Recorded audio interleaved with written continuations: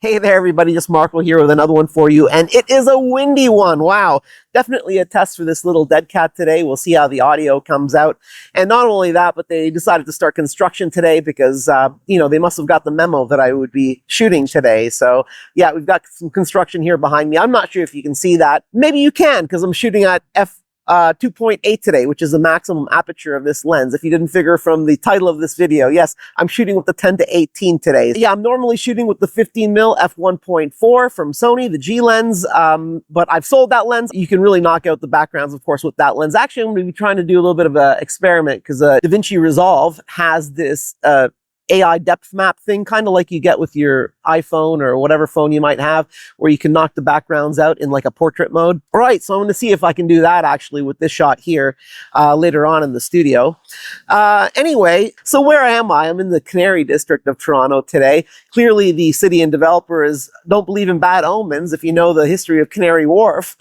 This isn't Canary Wharf, this is the Canary District. And this area was originally developed for housing the athletes of the Pan Am Games. This area would normally be very difficult to secure for development because there's a protected wetland just behind the camera. Beautiful place to walk around. It's only a 5-minute walk from my door, so whenever I've got downtime, it is really nice to walk through the wetland area. The deal was that once the athletes were gone, that the developer could sell the residences as condos.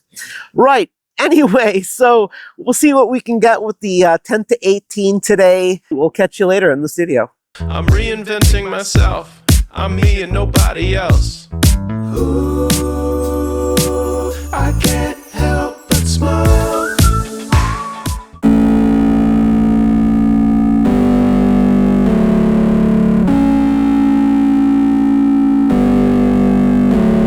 I blame it on the movies, this sense of urgency to seek out great adventure will be the death of me. I caught my own reflection on the surface of the sea.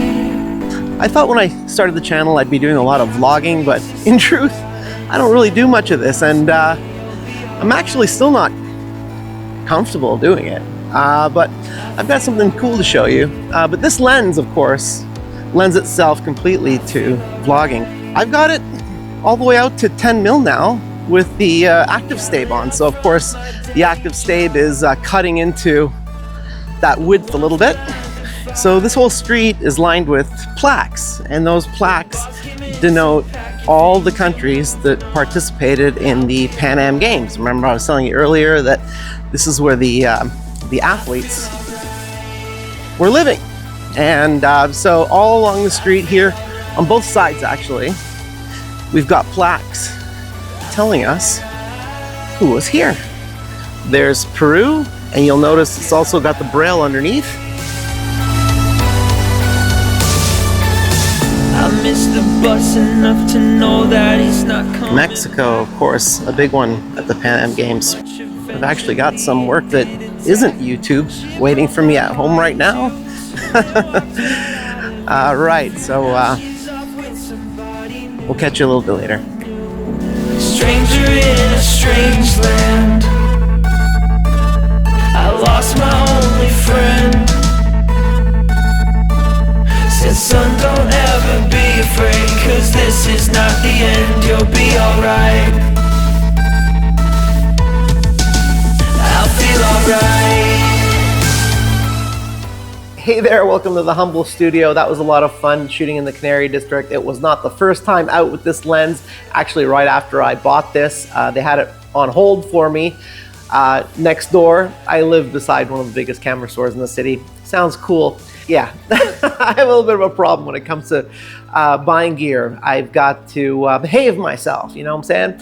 Anyway, it turns out that they actually had an open box and the one that they were holding for me, and I managed actually to save like almost $100 grabbing the open box instead of the one they were actually holding for me. There wasn't a lot of time between switching from my Laowa 9mm F2.8 to this. because actually I sold my Laowa 9mm right after shooting a job, and then picked up this just before shooting another job. It's been a little hectic recently, changing things up. And as I mentioned, I also sold my 15mm Sony f1.4 G lens. So basically this lens has replaced both of those. It's replaced my 9mm f2.8 as well as my 15mm f1.4.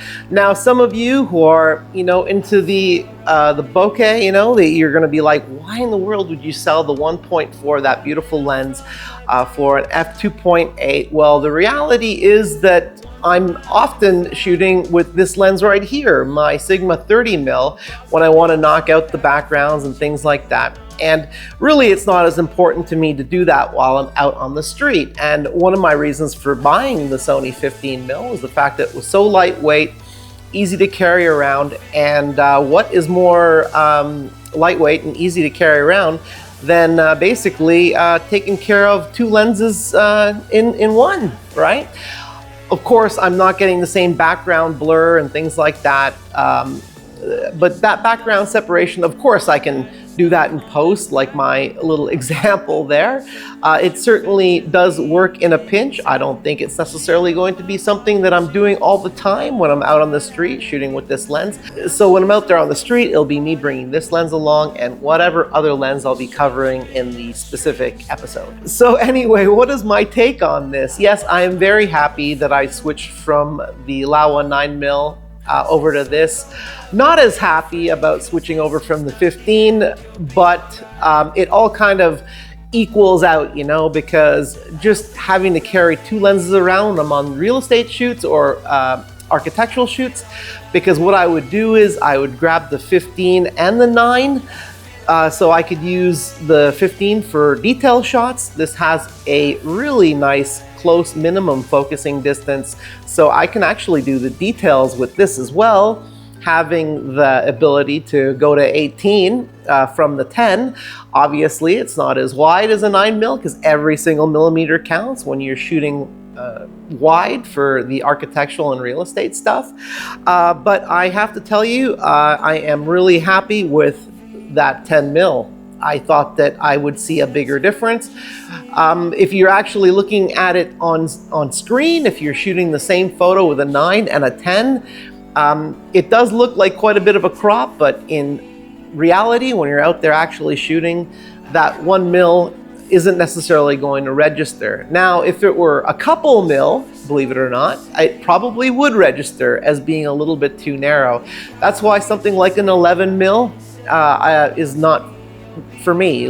So when I saw that there was a 10-18 available, I immediately got excited about it. And obviously it is a quality optic because I'm able to put it up against that Laowa 9mm. So I'm not necessarily going to put this up against that G lens, but as far as the that application goes, it's not as important as its quality at the wide end, because that'll be typically what I'm using this lens for when it's one of my paid jobs.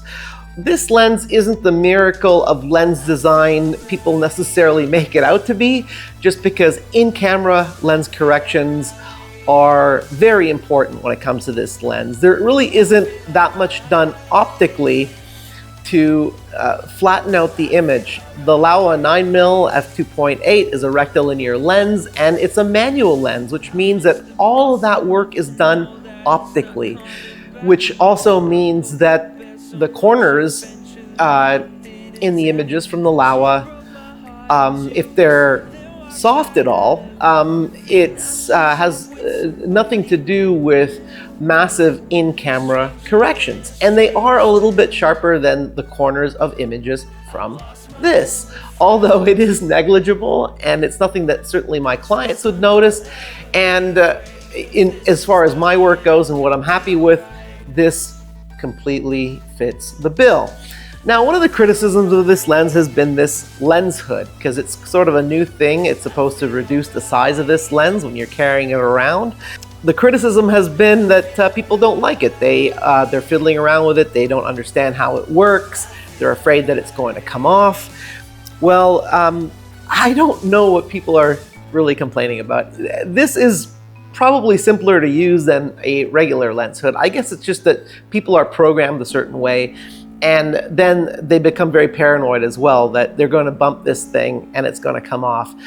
I don't really see it. It seems that it's on there quite firm. Now, Sigma has provided this little arrow on top. That little arrow indicates the direction that the hood's got to go on when you're reversing it. So it is intended to go on in reverse when it's packed in your bag.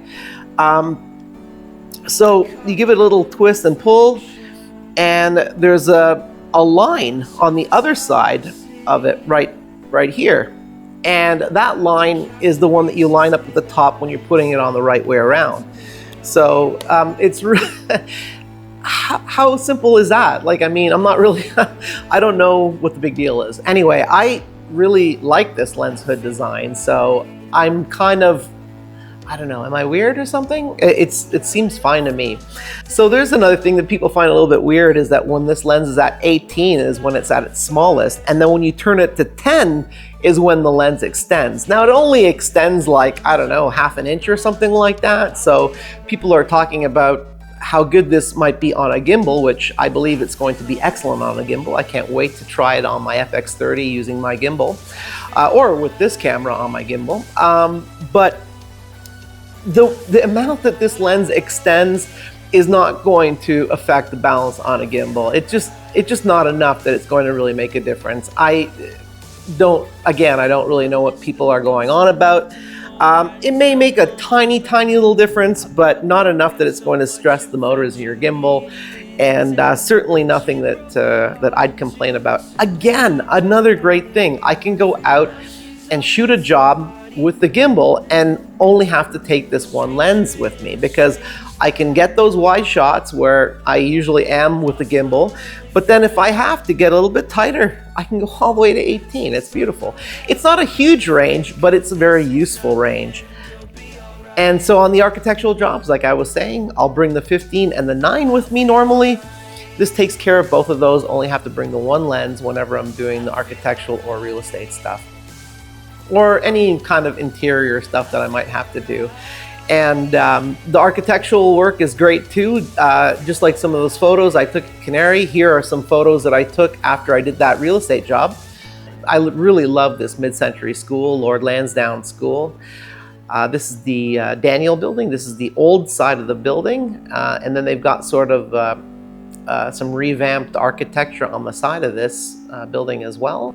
Actually, the job that I was on, this is the exterior of that house that I was shooting that day. I've said it here before on the channel, I'm a prime lens kind of guy, so what in the world am I doing replacing 2 prime lenses with a zoom? Well, if I'm on the wide end doing the architectural or real estate stuff, I'm usually shooting at f8. For that kind of photography, you want a very deep depth of field.